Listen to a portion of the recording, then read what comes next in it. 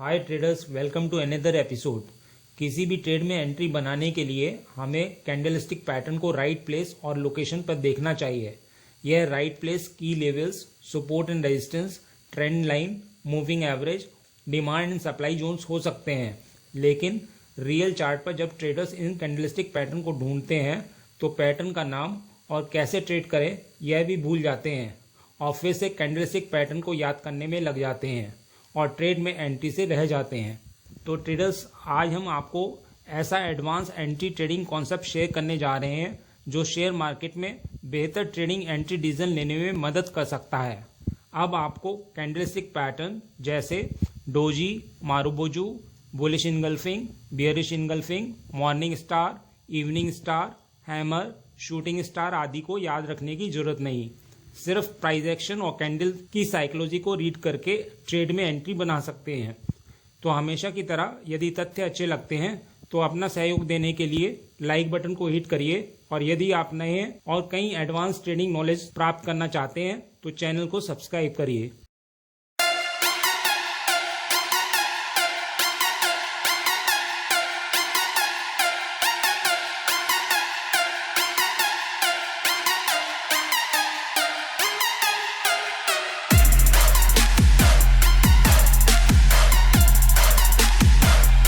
आगे बढ़ने से पहले मैं आपसे पूछूंगा एक क्वेश्चन जिसका आंसर आप सब लोग करोगे कमेंट सेक्शन में।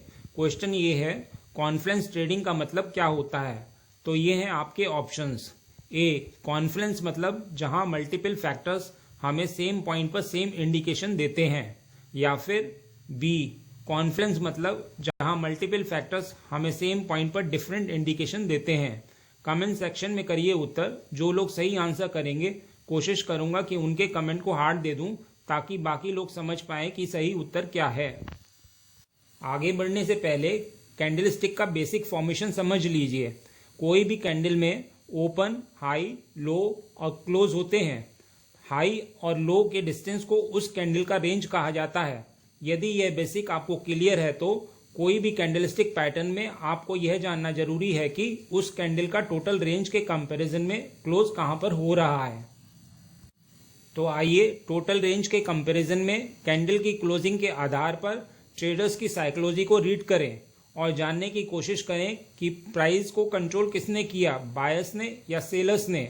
जैसे इस कैंडल में आप देख सकते हैं कि प्राइस की क्लोजिंग टोटल रेंज के कंपैरिजन में हाई के नज़दीक हुई है, तो यहाँ प्राइस को बायर्स ने कंट्रोल किया है। यह एक बुलिश कैंडल है। इस आधार पर इसमें हम बाइंग अपॉर्चुनिटी ही ढूंढेंगे। इस कैंडल को देखिए, यह एक ग्रीन कैंडल है लेकिन प्राइस की क्लोजिंग टोटल रेंज के कंपैरिजन में लो के नज़दीक हुई है, तो यहाँ प्राइस को सेलर्स ने कंट्रोल किया है। यह एक बेरिश कैंडल है, भले ही इसका कलर ग्रीन है। इस आधार पर इसमें हम सेलिंग अपॉर्चुनिटी ही ढूंढेंगे।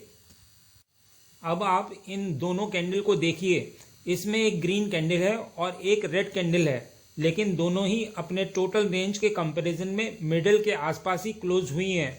मतलब इस कैंडल के फॉर्मेशन के दौरान ना तो बायर्स और ना ही सेलर्स कंट्रोल कर पाए हैं, तो यहाँ पर इंडिसीजन टाइप का एक प्राइस एक्शन हुआ है। इस आधार पर इसमें कोई ट्रेड एंट्री नहीं बनती है। तो ट्रेडर्स, आप समझ गए होंगे कि ट्रेडर्स साइकोलॉजी के आधार पर सिर्फ 3 तरह की कैंडल होती हैं, बुलिश, बियरिश और इनडिसिसिव, और कैंडल्स का कलर कोई महत्व नहीं रखता है।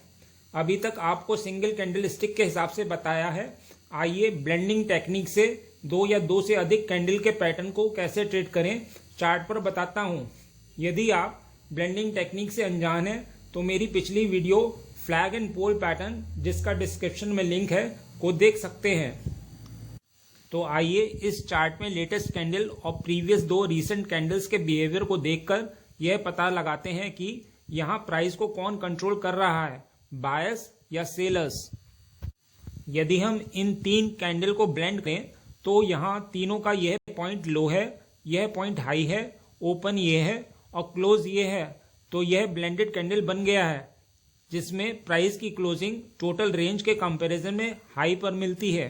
तो यहाँ प्राइस बायर्स के कंट्रोल में है। यह ब्लेंडेड कैंडल एक बुलिश कैंडल है। इस आधार पर इसमें हम बाइंग अपॉर्चुनिटी ही ढूंढेंगे। देखिए प्राइस ने आगे कैसे मूव किया।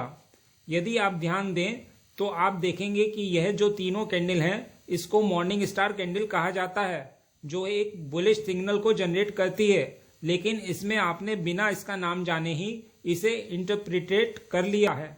आइए एक और एग्जाम्पल के साथ समझते हैं। तो आइए इस चार्ट में लेटेस्ट कैंडल और प्रीवियस 5 रीसेंट कैंडल्स के बिहेवियर को देखकर यह पता लगाते हैं कि यहाँ प्राइस को कौन कंट्रोल कर रहा है, बायर्स या सेलर्स। यदि हम 6 कैंडल्स को ब्लेंड करें तो यहाँ इनका यह पॉइंट लो है, यह पॉइंट हाई है, ओपन ये है और क्लोज ये है। तो यह ब्लेंडेड कैंडल बन गई है जिसमें प्राइस की क्लोजिंग टोटल रेंज के कंपैरिजन में लो पर मिलती है। तो यहाँ प्राइस सेलर्स के कंट्रोल में है। यह ब्लेंडेड कैंडल एक बियरिश कैंडल है। इस आधार पर इसमें हम सेलिंग अपॉर्चुनिटी ही ढूंढेंगे। देखिए प्राइस ने आगे कैसे मूव किया।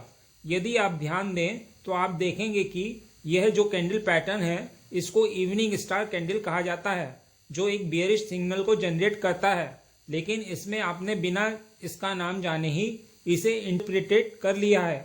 आइए एक और एग्जाम्पल के साथ समझते हैं।